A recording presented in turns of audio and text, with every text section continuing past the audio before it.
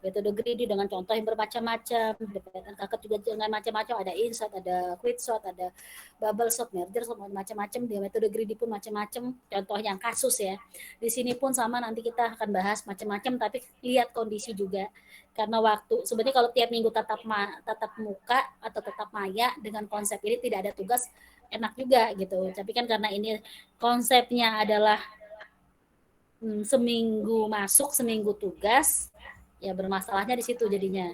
Materinya tidak akan bisa karena dipepetin pun susah ya. Nah, dynamic programming kita sekarang masuknya.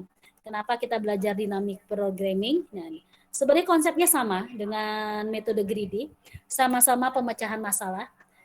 Cuman bedanya nih ya, ini kalau di sini masalah yang dapat digunakan jika solusi dari suatu masalah dapat dilihat sebagai urutan dari beberapa keputusan. Nah, bedanya di sini ada bacaan sebagai urutan dari beberapa keputusan. Nah, itu bedanya dynamic programming. Kalau metode greedy itu kan langsung keputusannya langsung satu. Misalnya kita mana yang lebih kecil udah ambil ya udah terus maju ke depan. Kalau dia tidak, ada dua pilihan, ini nilai segini, ini segini, diambil tapi satunya juga masih diperhitungkan. Nanti dipecah lagi, ditambahin lagi mana yang lebih ini. Jadi dibandingkan, terus dibandingkan sampai nilai akhir. Makanya dynamic programming hitungannya lebih kompleks dibandingkan dengan dengan metode greedy, tapi hasilnya lebih optimal dibandingin dengan metode greedy. Nah, di sini metode greedy, dynamic programming dan metode greedy. Kalau metode greedy itu kan serakah, dia pokoknya melihat dari satu sisi, optimalnya satu sisi. Jadi misalnya gini, kayak tadi, saya ngelihatnya adalah profit tertinggi. Udah, saya nggak mau lihat yang lain, saya ngelihatnya profit tertinggi, itulah yang saya pilih. Akhirnya terjadi yang kayak tadi, padahal harusnya bisa dikombinasiin satu kerjaan, kalau dia kebetulan pasti ambil profit tertingginya, ternyata dia pekerjaannya paling tinggi, maka yang lain nggak bisa diambil. Padahal kalau misalnya ada parameter lain yang bisa membuat satu urutan 1, 2, 3 atau yang gede-gede bisa 2, 2, 3 gitu kan. Ternyata lebih banyak, nanti keuntungannya itu lebih besar sebenarnya dibandingin menggunakan. Kadang kita itu kalau metode greedy itu tidak melihat seperti itu. Dia pokoknya saya ngambil dari profit tertinggi, ya udah, nanti walaupun hasilnya ternyata tidak optimal. Itulah teknik dari metode greedy. Nah, dynamic programming ini kayak menghasilkan solusi yang optimal secara keseluruhan. Kalau dynamic metode greedy itu optimal berdasarkan parameter dia apa. Oh, profit, ya udah, berdasarkan profit dia memang menang.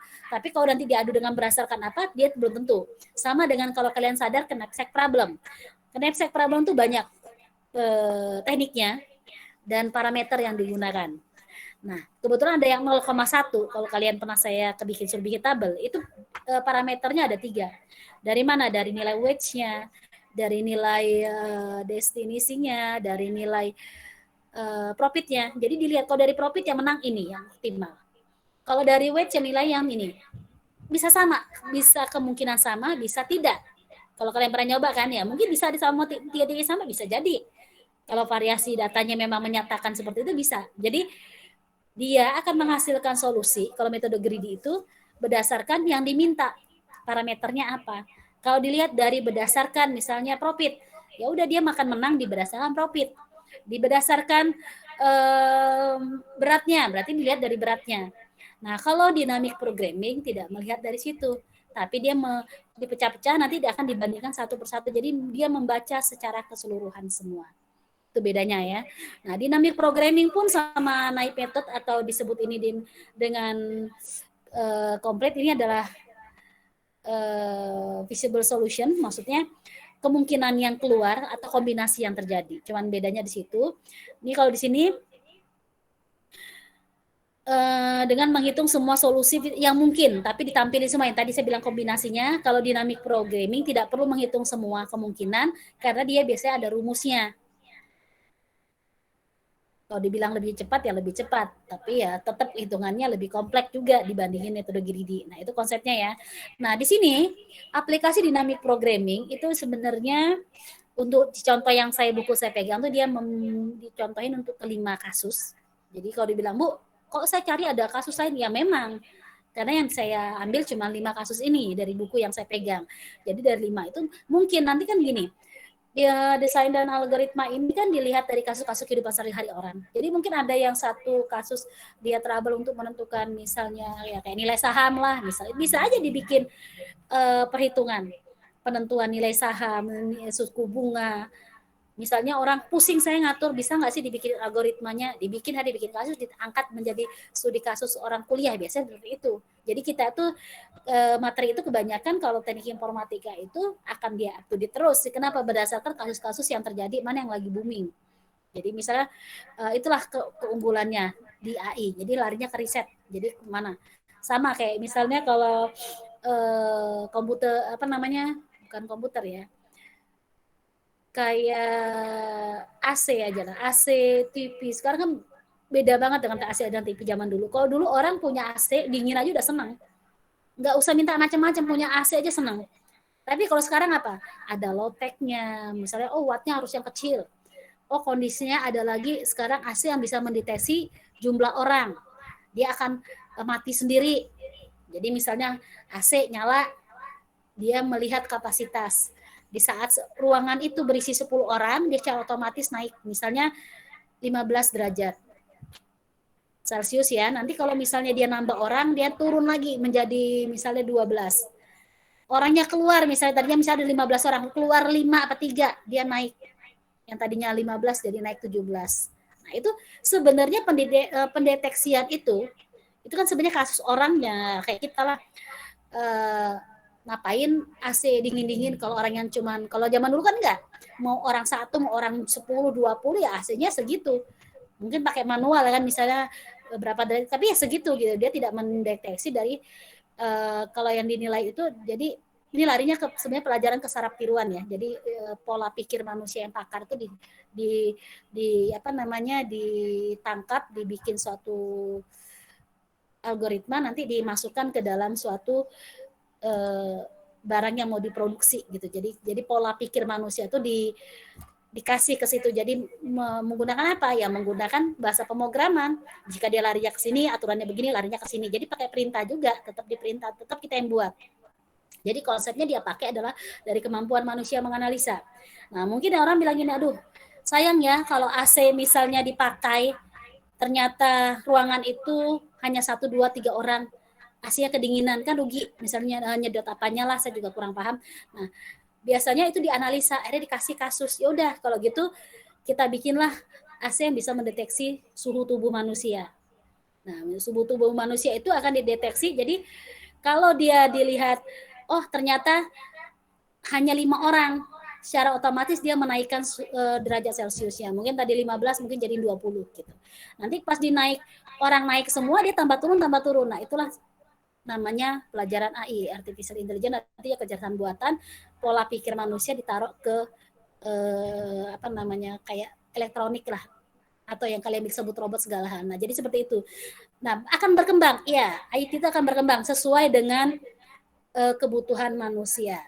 Mau bikin program pun akan berkembang sama. Jadi kebutuhan, oh ternyata harusnya ada hitungan ini, hitungan begini. Nah itu jadi balik ke kalian, mau kemana kalian akan memilihnya. Kalau misalnya ke AI ya nanti hasilnya ya ini riset-riset kasus-kasus begini.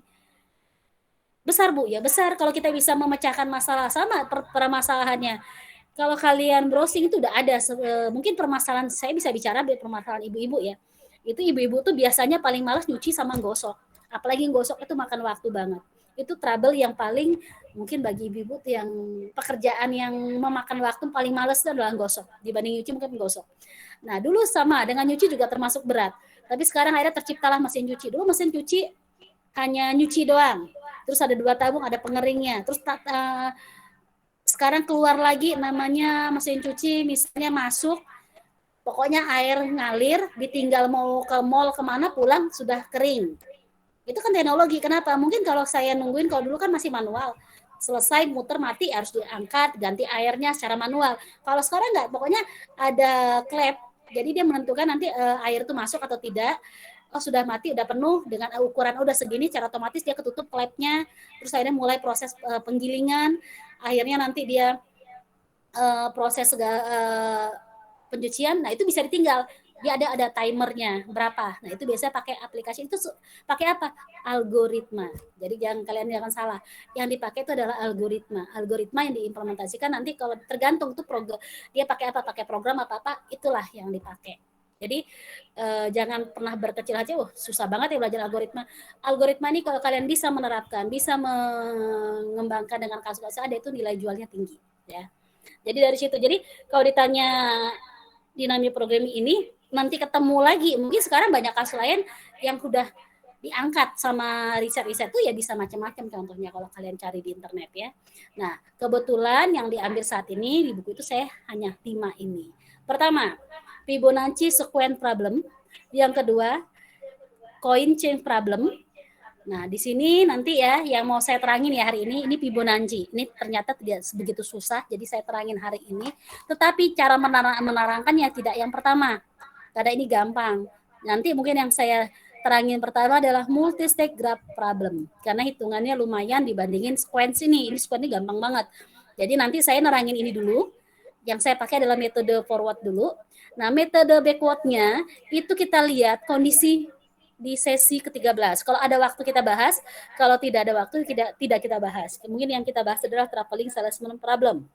Yang keempat, 01 knapsack problem. Ini sebenarnya saya pengen bahas supaya kita bisa membandingkan antara metode greedy dengan knapsack problem. Dengan dynamic programming. Nah, yang kelima adalah traveling salesman problem. Jadi kita utangnya minggu depan tuh masih ini. Ditambah ini. Nah, coin chain problem ini kemungkinan bisa dibahas tidak lihat nanti karena dia banyak tabel. Saya lihatin PPT-nya. Nah, di sini yang ini pun saya lihat kondisi. Saya sih pengennya dibandingin metode karena nanti kalau udah paham metode forward ini cuma kebalikannya doang. Saya lebih setuju kita belajar backtracking sebenarnya. Sebenarnya ya, tapi kita lihat kondisi karena saya nggak tahu juga nih ke Uber nggak dalam satu sesi pertemuan dengan kasus banyak seperti ini. Ya. Jadi ini contohnya yang kita terangin ini hari ini.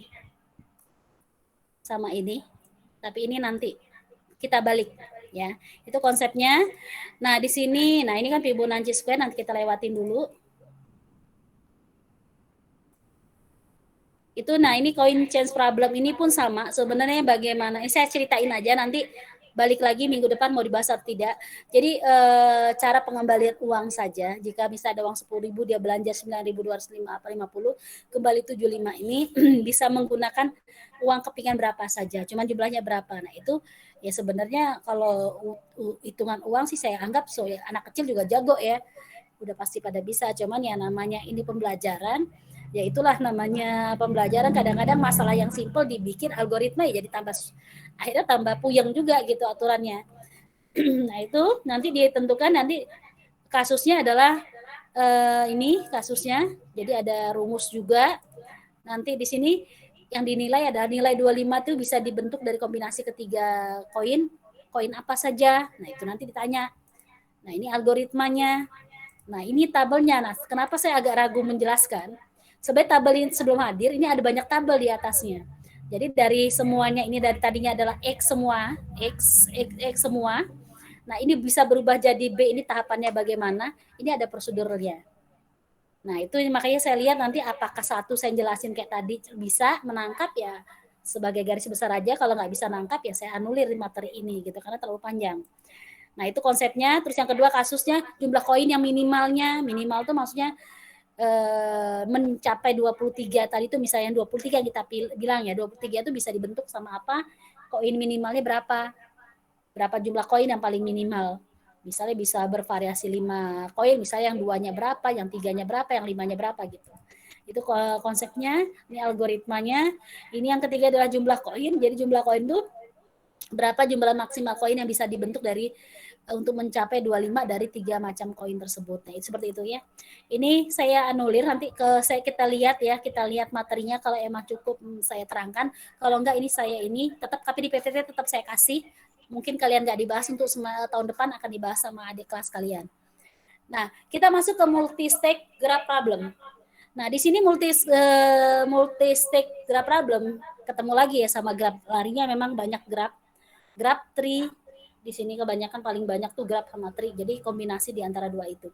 Nah, di sini multi-stage graph problem adalah contohnya harus gerak berarah. Jadi bedanya dengan short tepat itu kan dia bebas tidak berarah boleh.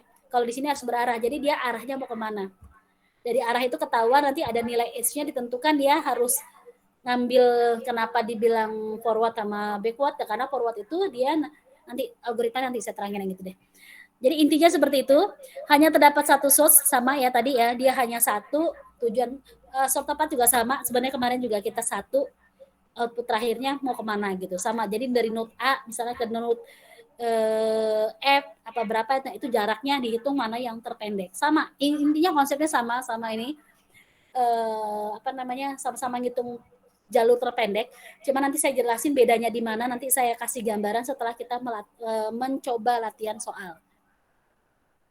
Nah di sini kalau di ini short ke sing itu ada F1 sampai FK nanti bingung F1 itu apa, FK itu apa. Itu adalah pengelompokan node 1, node 2, node 3, node 4. Jadi tahapannya seperti itu konsepnya. Nanti kalau memang pakai istilah matematika tuh agak baku, agak susah dicerna ya. Semua add menghubungkan node di F1 ke semua node di F1 plus 1. Itu maksudnya nanti saya terangin juga. Cukup baca dulu saat ini karena untuk pemahaman kalau belum contoh susah ya. Sebanyak K di mana K lebih besar dari 2. Nah, ini adalah K. Ini tadi adalah kelompok node-nya, mana yang mau terhubung. K ini adalah ibaratnya jumlah kelompok itu disebut dengan K. Nah, itu minimal 2. Nanti kenapa mesti 2 lebih besar atau sama dengan 2? Karena dia dihitung kalau node cuma 1 dianggap sudah nggak usah dihitung. Cost-nya udah ketahuan, nilainya segini edge-nya. Edge berikutnya udah selesai. Tapi dia minimal 2. Kalau bisa semakin banyak nilai K-nya, maka semakin kompleks dia akan menghitung. Nah, di sini sebanyak K-2 nanti saya terangin juga karena kalau saya cerita pun susah. Nah, multistage graph ini tadi dibedakan menjadi forward sama backward. Forward itu hitung jarak ke depan. Jarak ke depan itu misalnya A ke L. L-nya itu nanti dari L tuh yang dari depannya kan misalnya udah ketahuan sumbernya outputnya dapat tapi ditarik ke belakang sampai ke sumber mau orang mau jalan tuh dari mana. Jadi seperti kalau backward itu kebalikannya, pokoknya kebalikan dari forward. Kalau ini kan kata-katanya dari short, dari sing nanti bingung sing tuh apa lagi. Nah, nanya lagi kalian. Makanya mending lihat contohnya, bikinlah kata-kata kalian yang paling gampang dimengerti. Nah, contohnya seperti ini. Permasalahan mencari lintasan terpendek dari short ke sing pada sebuah multistage. Jadi dari sini, dari A shortnya ini sampai L dengan node ini banyak. Yang disebut V ini tadi, V1, V2, V sampai K. K itu biasanya adalah node kelompok buat output. Jadi kalau ini kan A ini tujuannya awalnya, L ini adalah outputnya bahwa yang dituju adalah daerah node L. Nah, berapa nilainya lintasan terpendeknya? Nah, itu nanti itu dibikin kelompok. Jadi tidak boleh kayak kita bikin graf yang kayak ngacak, yang kayak graf coloring. Dia harus tersusun rapi seperti ini bedanya. Jadi ini disebut dengan V1, ini V2, V3, V4, V5. Ini yang saya bilang tadi, V1 sampai Vn. Jadi ada 5. Semakin banyak ada V6, V7, V8 tuh. Tinggal ngikutin. Nanti yang di tadi ada dibilang K-2. Jadi proses perhitungan tuh gini. Ini adalah K, V terakhir itu sama dengan K. Ini K1, ini K2. Jadi dibilang K-2, proses perhitungan terjadi di sini, di K-2. Di sini enggak. Kenapa? Ini mah udah langsung cos aja, di cos IL. Ya udah tahu hasilnya dapatnya 7. Tapi untuk cos dari hitungan 2, ini ada cabang. Nah, ini mulai ada perhitungan, perbandingan. Makanya tadi nanti K-2 untuk forward ya. Kalau backward kan terbalik dari depan. Jadi kalau forward itu cara ngitungnya dari L ini mundur ke belakang. L ke I, L ke J, jadi kami tetap bacanya IL, JL, KL tetap, cuman maksudnya ngitungnya ke belakang, balik. Akhirnya ke sumber. Nah, kalau misalnya yang satunya, yang backward itu nanti dari sini, ini maju prosesnya, seperti itu. Itu konsepnya. Nah, ini ada kita masuk ke metode forward. Jam berapa nih sekarang? Jam 3:30. Kalau bisa jam 4 lewat selesai ya. Metode forward, di sini langkah-langkah metode forward adalah pertama, nah ini sama baca. Kalau kalian baca memang mumut pasti ketemu, wah ada rumus nih. Padahal rumus ini gampang banget. Dengan menghitung path atau jalur dari suatu node ke sink. Jadi dilihat rumusnya cost. Ini cost ini maksudnya cost biaya. Larinya kemana? Nilai H itu namanya disebut cost. I, J min. Nah, min ini yang menentu, ini paling ini patokan nanti ini min. Min ini dari nilai terkecilnya. Dari mana? Ya, ini dari nanti kalau misalnya ini C ini adalah lintasan. Lintasan kalau J, K berarti dari J ke K ditambah cos I. Nah, ini I-nya yang di depan ini. Ini bisa I-nya tadi larinya nanti ke ini. Ke VI. Kan tadi VI itu tadi ini ya. V1, V2, V3, V3 sampai VI. Ya, tadi ya. Nah, ini larinya ke sini. Jadi I ini J, ini yang di J ini yang belakangnya. Jadi misalnya 2J berarti J kelompok kedua berarti kan. Nah, jadi cos J ke ini ke node-nya yang berikut. Nah, jadi I-nya nanti masuk. I-nya 2 berarti sekarang yang dihitung adalah 2 tambah 1 jadi 3. Jadi yang dihitung nanti yang berikutnya adalah cos ketiga dari K ini. Caranya bagaimana? Kalau lihat rumus bingung nanti kalau contoh nggak seribet ini. Contohnya itu perhitungan dimulai dari node di stack dengan K-2. Ini buat forward K-2 yang saya bilang tadi. Kalau V-nya sampai 5 berarti dimulai perhitungan nanti adalah kurangin V-nya kurangin 2 dari 5 jadi kurang 2 jadi di ketiga. Jadi nanti di V ketiga dia mulai perhitungan proses. Ya. Cos I, J artinya panjang lintasan dari node J ke stack I. Jadi maksudnya bilang penuju itu begini deh. Jadi kayak gini, I ke L di cosnya 7. Nanti kalau ditanya V ke L cosnya mana? Nah, ini tergantung. Bisa V IL atau VZL itu yang dipilih yang nilai minimumnya di antara dua itu. Nah, seperti itu. Konsepnya seperti itu nanti kita jelaskan lagi. Kalau belum lihat hitungan memang agak susah baca rumus. J1 ini sebenarnya bukan J1 ya. Panjang lintasan dari node J ke node 1. Oh, ini 1 ini. Node asal ini A. Jadi dia akan membandingkan artinya panjang lintasan yang dari hasil itu ke 1 itu berapa. Nah, ini algoritmanya. Ingat ya, namanya kita belajar algoritma desain ini ya larinya pasti semua berbau algoritma. Jadi algoritma metode forward ini. Ini algoritmanya. Nah, dari algoritma ini kita lihat sebenarnya ini hampir mirip ini yang dari ini buku ini saya kemarin saya coba untuk bikin sendiri. Sama aja sebenarnya. Cuman ini saya bikin ngetik sendiri. Jadi lebih ini kalau ini kan tentuin yang diwarna. Nah, kalau ini saya ini hasilnya dari mana baru saya warnai sendiri gitu. Oke, konsepnya begini. Tadi adalah cost.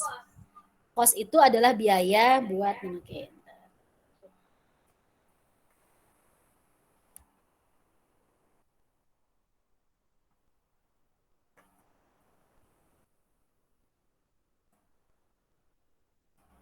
Ini gambarnya ya. Jadi cost ingat yang diambil dari depan sini. Kan forward. Jadi dari target output itu ke belakang. Jadi dari sini ini dianggap kalau 5 ini kan targetnya, nggak mungkin diambil L-nya. Tapi yang diambil adalah ini. V4. Karena dia V4, I-nya kan keempat nih, maka diganti dengan 4. Jadi cos 4I. Jadi kondisi konsep begini. Di V4 ini ada apa aja sih node-nya? Ada I, ada J, ada K. Nah, sekarang I. Cos 4I. Kita ambil depannya 4, I adalah 7. Ini. Antara I sama L itu jaraknya ada nilai 7. Jadi nilai H-nya 7. Jadi disebut dengan cos 4I. 4I, cos 4I bukan IL-nya. Kalau IL-nya lintasannya ditanya. Misalnya C, IL itu lintasan dari I ke L. Tapi ini kalau dibilang cos untuk I ini mana? 4I ini yaitu adalah 7. Cos 4J. Nah, cos dari J ini apa? 8. Cos 8 cos 4K, K-nya yaitu 11. Ini jangan dilihat, ini gambar maksud jawabannya ya. Kalau sudah ngitung sampai bawah. Setelah itu, tahapan ini selesai. Kalau kita udah dapat nilai cos maka udah selesai. Kita pindah ke untuk cos kelompok ketiga. Nah, disinilah mulai perhitungan. Hitung cos 3F. Apa yang terjadi? Nah, sama tetap nut-nya. Ada F, ada G, ada H.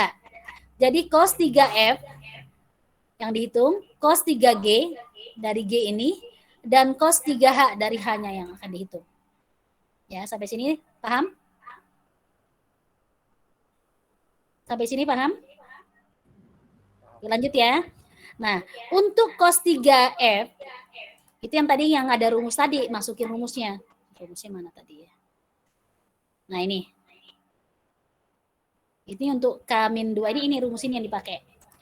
Jadi, cos 3F, F ini sama dengan min. Min itu nilai minnya.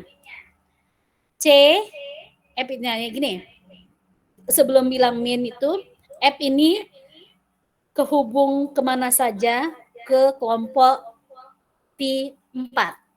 Nah, ini F dari F3.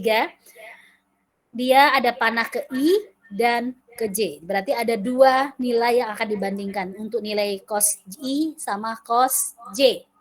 Nah, di sini cos 3F min, nah kita ambil F ke I dulu. Jadi lintasan dari F ke I, dari nut F ke I.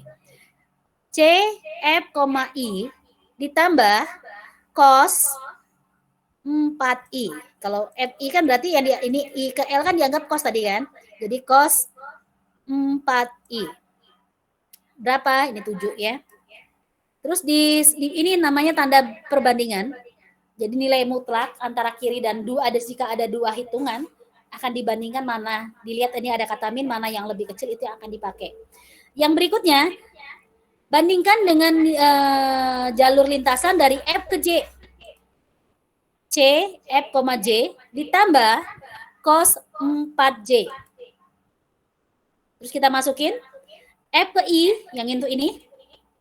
F ke I adalah 12. Berarti kita masukin 12. Ditambah cos 4I. Ini nilainya adalah 7. Atau ini kita lihat dari gambar 7. Maka kita masukkan 7. Yang satunya cos lintasan F, J, F ke J, nih ada 9 nilainya, maka 9 masuk, ditambah cos J, 4J, ya cos 4J, ini kan 4 ya, kelompok 4J, yaitu 8. Nah sekarang kita tambah, 12 ditambah 9, 12 ditambah 7 sama dengan 19, dibandingkan dengan 9 ditambah 8. 9 tambah 8 adalah 17.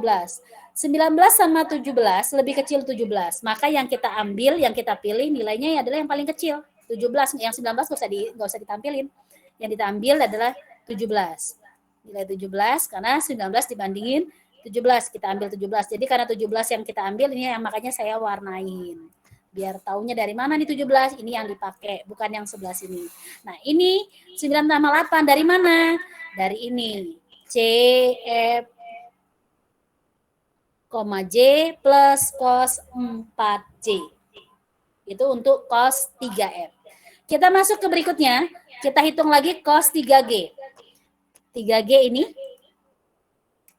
Cos 3G ini dipengaruhi nanti dia akan mengirim jalurnya adalah ke I dan ke J. Ada 2 juga yang dibandingkan.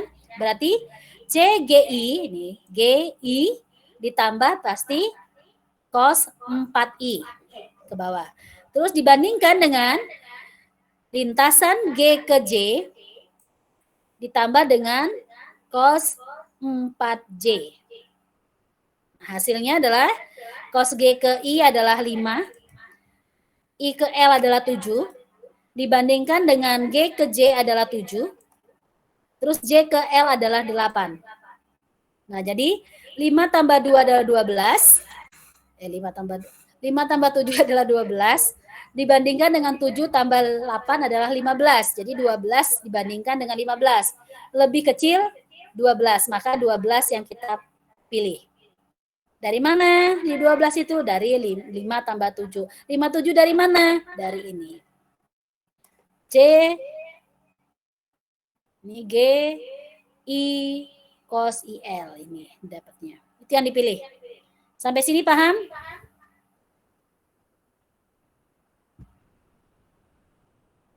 Sampai sini Bu, paham? mau nanya Bu. Ya. Ini berarti mulainya itu selalu dari belakang Bu ya? Dari ini yang pakai forward. Kalau kamu pakai backward, kebalikannya dari depan. Berarti misalnya V-nya ada 9, mulai dari 8 dulu gitu.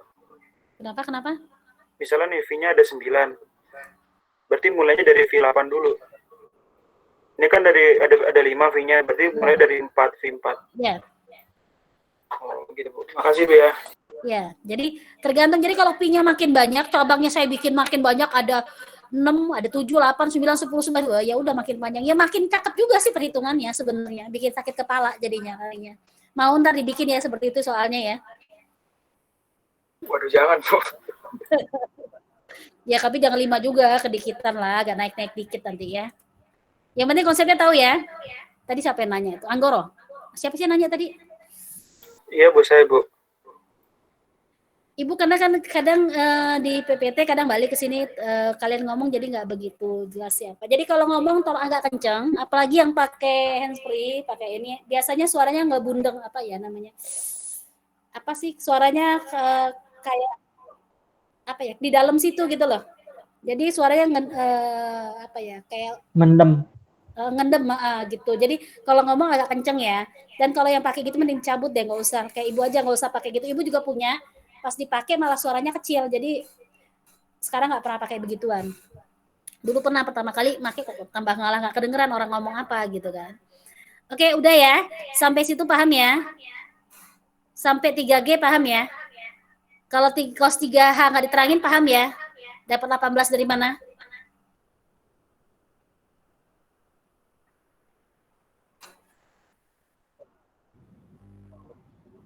Ya pahamnya kok gitu banget. Udah ibu bahas dah. Oke, cos 3H. Ini 3H. H nih, not H. Dia terhubung kemana? Ke J dengan ke K. Akhirnya minimal dari H ke J cos 4J. Yang satunya H ke K cos 4K. Hasilnya ini adalah 10 HJ ditambah cosnya ini ke sini ada 8. Sebelahnya H ke K adalah 8. Cosnya adalah 11. Nah sekarang 10 tambah 8, 18. 8 ditambah 11 adalah 19. 18 sama 19 karena lebih kecil 18 maka kita pilih yang 18. Karena di sini ingat ya, kenapa dipilih yang paling kecil itu ada rumusnya, ada min. Min mana yang lebih kecil dari dua perbandingan ini. Kalau emang 2 ya 2, kalau ada 3, 3, kalau ada 4 cabangnya 4 yang dibandingkan seperti itu. Paham sampai sini? Paham Bu. Setelah di sini gambarnya masih kelihatan nggak? Kalau saya taruh sini, ini aja deh. Kelihatan Bu. Kelihatan ya. Karena kalau di atas nggak pas, nanti malah ketutupan. Setelah kita hitung cos 4-nya dapat, cos 3-nya dapat, kita sekarang naik lagi, turun lagi menjadi cos kelompok kedua, ya ini, V kedua. Ada apa saja? Ada B, C, D, E. Akhirnya dihitung adalah cos 2B, cos 2C, cos 2D, cos 2E. Paham sampai sini? Aman Bu. Paham Bu. Paham Bu. Paham. Oke, kita ngitung cos B. Cos 2B. Cos 2B ini kebetulan panahnya ada 3. Ada ke F, G, H. Semuanya dia masuk. Maka cos 2B kita masuk ke BF dulu. Berarti BF cos 3F. F ini nilainya mana? F ini adalah jalur dari F bisa ke I, bisa ke J, pokoknya sampai L. Dari F ke L. Tapi nilai yang minimumnya yang diambil nanti. Paham nggak sampai sini? Paham Bu. Oke. Terus yang B ke G, lintasan B ke G yaitu 9.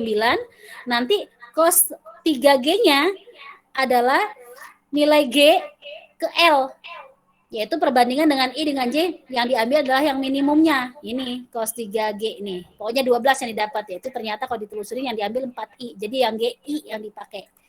Sampai sini paham ya? Nah, setelah itu B ke H, B ke H juga sama. 11 ditambah cos 3H. Cos 3H itu adalah bisa dari HJL atau HKL. Mana yang nilai minimumnya. Nah, kita masukin sekarang.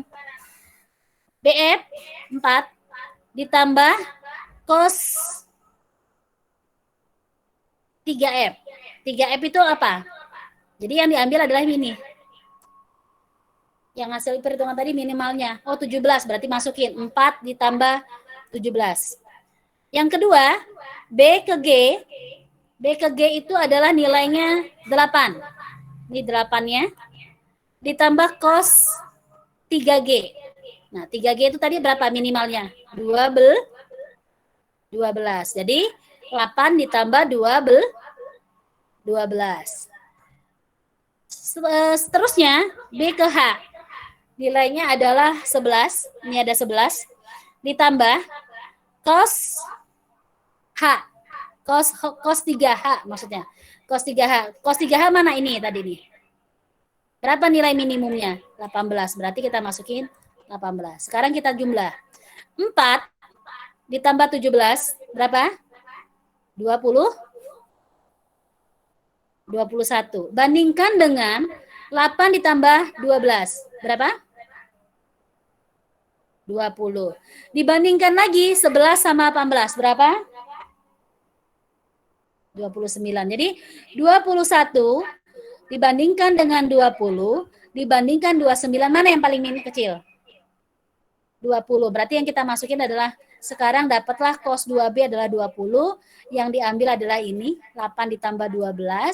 Kalau ditanya mana rumusnya, ini rumusnya. Sampai sini paham? Sekarang saya tanya, kalau saya kasih PPT tanpa terangin bisa nggak sih konsep begini?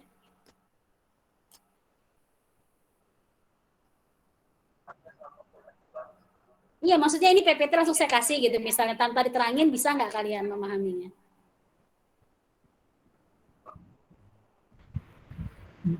Bisa, Nah, tapi makanya saya kurang, bilang Bu. gitu ya. Jadi saya mohon nanti untuk pertemuan berikutnya yang ke ini teman yang nggak ada hadir tolong hadir, karena dynamic programming kalau cuma dikasih data doang mencernanya agak lama. Nyambung nggak? Ya, bilangin nanti ke temennya yang belum masuk minggu depan pertemuan berapa sih kalian ini? 13 ya? 13 kalau bisa hadir semua, karena nanti kan ya seperti ini saya bilang.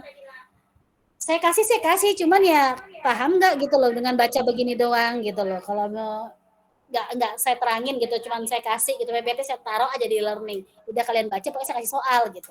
Bisa nggak gitu? Ya. Beda dong. Kalau bandingin diserahkan cuman bandingin semua, cuman nilainya lebih gampang, cuman ngelihat mana yang kecil udah. Kalau ini kan harus dihitung. Dapat yang minnya dihitung lagi. Jadi udah dapat satu, nanti diakumulatifin lagi panjangnya berapa. Jadi costnya tuh makin iya, jadi lebih, makanya saya bilang dynamic programming lebih kompleks. Nah, enakan metode greedy nggak? Enak metode greedy. Kalau metode greedy gimana? Tinggal bandingin A di sini ada B, C, D, E, mana yang lebih kecil? Oh 5, udah berarti ambil yang 5, lainnya coret, B, C, D, sama E coret, gak usah dihitung, bener nggak? Nah terus D yang diambil kan tadi, D ternyata cuma 1, 9, ya udah berarti pasti ke A. Jadi A, D, H gitu, bener nggak? Nah sekarang H, H-nya cabangnya ada J ke K, mana yang paling kecil? 8, K, ya udah berarti yang ini coret. Gitu kan metode greedy kan? Dia nggak mau simpel, yang penting dapat untung yang gede, mana yang paling kecil ya dilihat dia jalur terpendek kita yang dipakai. Kalau yang diambil profit tertinggi ya profit tertinggi yang dipakai gitu. Itulah metode greedy. Makanya metode greedy hasilnya tidak akan menghasilkan solusi optimal keseluruhan. Tapi mendekati iya. Karena dia itu tidak menghitung keseluruhan, pokoknya berdasarkan yang dia kalau dia bilang ini parameternya terpendek, yang terkecil ya udah dari yang terkecil. Dia nggak lihat node yang ke sana ternyata kan bisa jadi lebih ya gini seperti ini 5, 9. Ternyata nih 7 ditambah 4, 11 sama ini 14. Sebenarnya kan lebih bagus milih yang B gitu kan. Nah, itulah metode greedy. Makanya saya bilang dengan belajar dinamik kalian kalau belum ada hitungannya belum ketahuan perbandingannya di mana. Setelah ada hitungan begini kalian baru sadar hitungan di mana. Jadi kenapa dinamik lebih kompleks? Karena dia menghitung kemungkinan itu semua dihitung. Di kelompok-kelompok dihitung, ditarik semua. Jadi kemungkinan yang terbaiknya tetap dihitung. Nah, kalau di metode greedy kan tidak. Dia tidak menghitung semua. Pokoknya di satu sisi di lokal di bagian jadi perbandingan kelompok 1 sama kelompok 2 ini mana yang paling kecil udah itu ambil, selesai bagi dia. Nah, nanti dia ngitung lagi yang kelompok 3, mana yang paling kecil itu ambil gitu. Jadi itulah metode greedy dengan dynamic programming. Makanya saya tuh dari wanti-wanti dari kemarin tolong yang dynamic programming tolong hadir karena hitungannya seperti ini.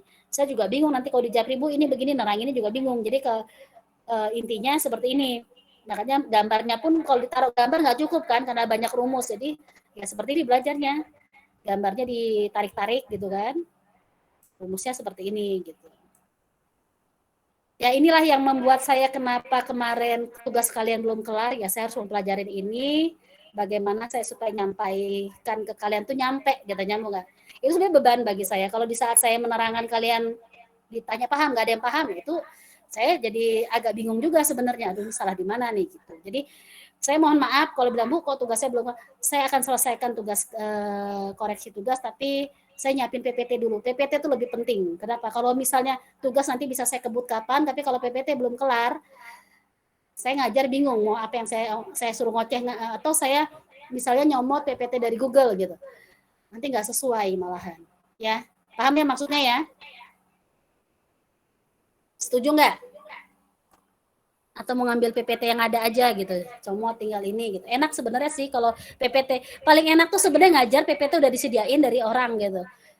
Kita tinggal cuap-cuap, mau bener mau enggak ya pokoknya cuap-cuap itu. Ada yang kayak gitu, tapi ya kalau saya sih pengennya apa materi itu paling ya walaupun tidak sempurna menyampaikan, paling enggak ada yang nyantol di kalian gitu. Oke, kita masuk kos 2C. Kita lihat yang C sekarang, cabangnya berapa? 2, Bu. Dengan ke G ya? Ya, Bu. Ini berarti min sama C ke F dulu, cos 3F. Dibandingkan dengan C ke G, cos 3G. Hasilnya ini, tahu ya dapatnya dari mana ya? Saya langsung cepat aja ya. Jadi 10-nya ini adalah ini, cosnya ini adalah 17 dari mana? Yang mintanya apa? Cos 3F, berarti kita lihat yang F, yang di atas nih. Nilai minimumnya berapa? 17, masukin 17. Nah, terus yang ke ini adalah C ke G 3. Nah, yang ditanya apa? Cos 3G, lihat lagi ke atas 3G. Makanya dia ngitungnya kalau forward itu dari atap, dari depan, dari hasil. Tarik, akhirnya dapat 12, masukin 12. Nah, sekarang kita bandingkan 10 tambah 17, 27 dibandingkan dengan 3 ditambah 15. Jadi 27 banding 15, karena lebih kecil 15, maka yang kita pilih 15. Jadi akhirnya cos 2C didapat nilainya 15. Jadi cara menentukan nilainya begitu. Nah, yang cos 2D kebetulan cuma 1 ya. Berarti hasilnya udah pasti punya nggak ada perbandingan. Jadi hitung aja cos D ke H, cos 3H. 3H-nya berapa? Jadi 9, 3H ini dapatnya adalah 18. Jadi 9 tambah 18, 27. Itu dapat buat cos 2D. Nah, cos 2E, ini ada 2 pecahan juga, ke G dengan ke H sama. Cos E ke G ditambah cos 3G dibandingkan dengan lintasan E ke H ditambah dengan cos 3H. Tadi sama ya, udah tahu cara nentuinnya, mana nilai minimumnya. Saya naikin. Sampai sini paham? Gimana ya? Paham, Bu.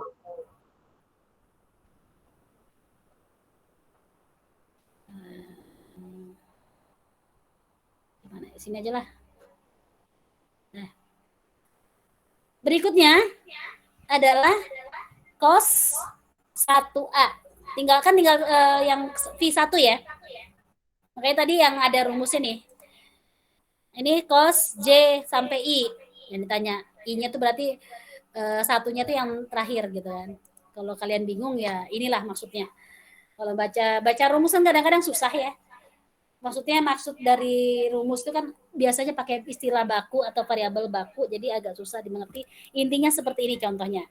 Hitung, jadi sekarang lihat yang di V1, kebetulan adalah node-nya cuma 1, ada A, berarti cuma 1A. 1A, tadi yang duanya udah semua, sekarang 1A. 1A itu didapat dari mana? Dari minimalnya, nah kebetulan ini cabangnya ada 4. Ada A ke B, ada A ke C, ada A ke D, ada A ke E. Jadi ada 4. Nah, kita akan membandingkan 4. Min AB ditambah dengan cos 2B. Yang kedua, bandingkan dengan A ke C, jalur A ke node A ke C, ditambah dengan cos 2C. Nah, di sini A ke D ditambah dengan cos 2D. Sama yang terakhir, A ke E ditambah dengan cos 2E. Nah, setelah itu kita bandingkan sama tadi ya. Ini A ke B-nya berapa? 7. Cos 2B paling minimal berapa tadi? 20 ini. Masukin 20. Terus cos AC adalah 6. Minimum dari cos 2C adalah 15. Masukin 15. Cos 2D adalah 5. Ditambah dengan cos 2D-nya 27 tadi. Jadi tambah 27. Dibandingkan lagi dengan A ke ke E, yaitu 9. Ditambah dengan cos 2E, itu hasilnya adalah 18. Nah, sekarang kita tambahin. 7 tambah 20, 27. Dibandingkan dengan 6 tambah 15, berarti 21. 21 sama 27 berarti ini udah coret, nggak usah dilihat lagi, tinggal 21. 21 bandingkan dengan 5 ditambah 27, 32. Sama 32 masih kecil, 21 berarti coret. Sekarang 21 dibandingkan lagi dengan 9 tambah 18. Sama dengan 27. Maka coret juga, yang paling kecil adalah 21. Jadi ini dapat 21. Nah, jawabannya udah 21 jalur terpendek. Nah, kita pengen tahu nih lintasannya. Ini kan udah dapat ya. Lintasannya mana aja? Caranya adalah jangan yang dari atas ya. Yang didapat ini hitungannya bawah. 21, nilai 21 ini dapat dari mana? Kita tarik ini. 6 ditambah 15. 6 dari 15 dari mana? Dari ini rumusnya. Lintasan A, C ditambah cos 2C. Berarti lintasan A ke C, berarti yang ini yang kita ambil. A ke C, ini lintasannya A ke C. Nah, ini cos 2C ini untuk nilai 15. Ini akan kita telusurin lagi. Nah, sekarang nilai 15 dapatnya dari mana? Kita cek lagi, tarik. Nilai 15 itu adalah di ini bacanya cos 2C untuk nilai 15. Berarti 15 kita lihat cos 2C ini. Dapatnya dari mana? C ke G, lintasan C ke G plus cos 3G. Jadi di sini nilainya dari mana? 15 itu 3 ditambah 15. Berarti kita tulis 3 ditambah 12. Nah, 12-nya dari mana? Kalau 3 kan benar-benar yang C-nya. Nah, 12 itu didapat dari lintasan C ke G. Yang ini C ke G dia kan 3 ini. Ini yang akan kita ambil lintasannya.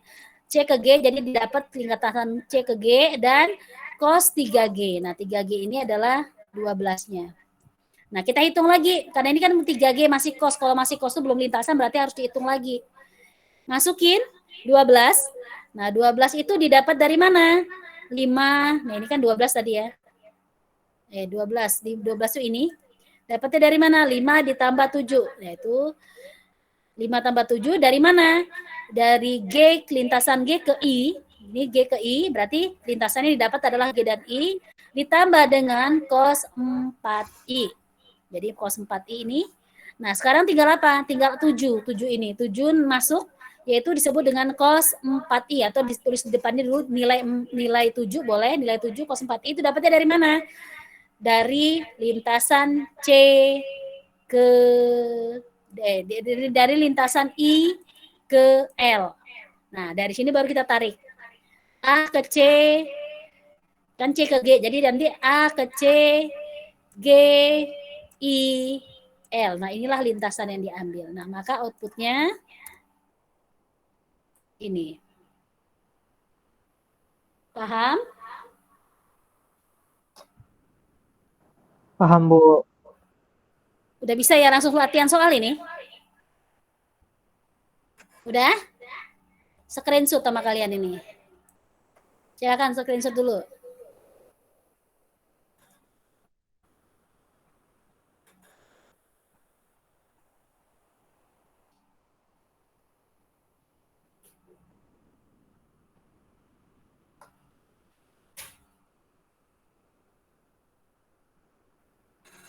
Sudah?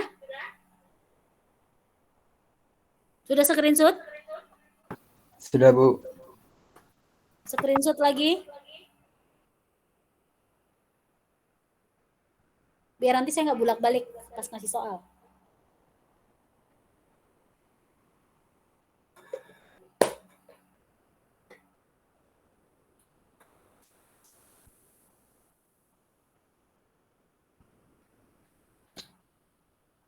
Sudah? Pagi nih metodenya.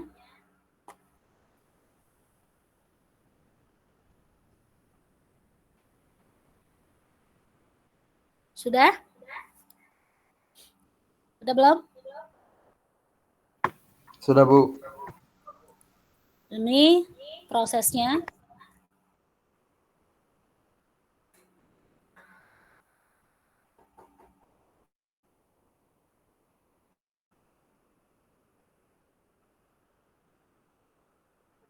Udah? Ini hasil terakhirnya. Yang di hijauin ya, yang diambil ya jalurnya ya.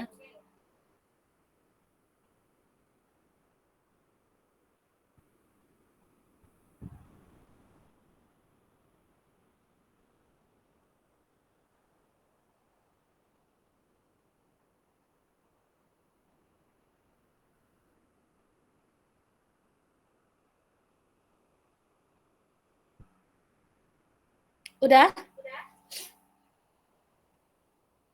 Sudah, Bu. Kalau sudah, screenshot soal pertama. Ini saya nggak tinggal nambahin mana sih sebenarnya.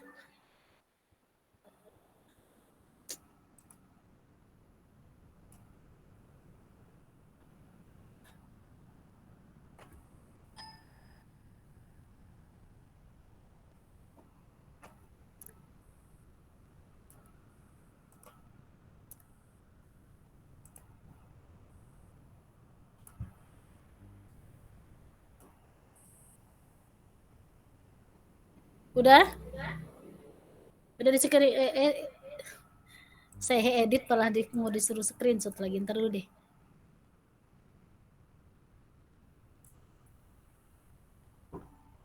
Udah nanti aja lah ngeditnya. Udah nih screenshot. Sama ini satu lagi. Ini yang mau dikerjain.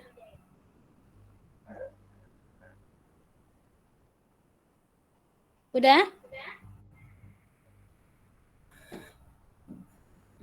Beneran ini soalnya, ntar dulu.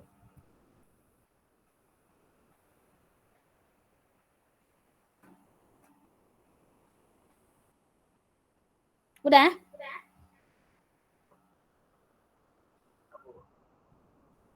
Kalau sudah,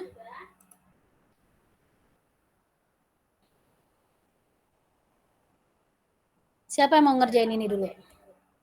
Ada 2 nomor, siapa yang mau mengerjakan yang pertama, siapa yang mau ngerjain kedua? Ayo, yang nilainya. Soal yang kedua yang mana sih? Pas-pasan. Jangan yang ini. Buat Salbi sama ini Nasa.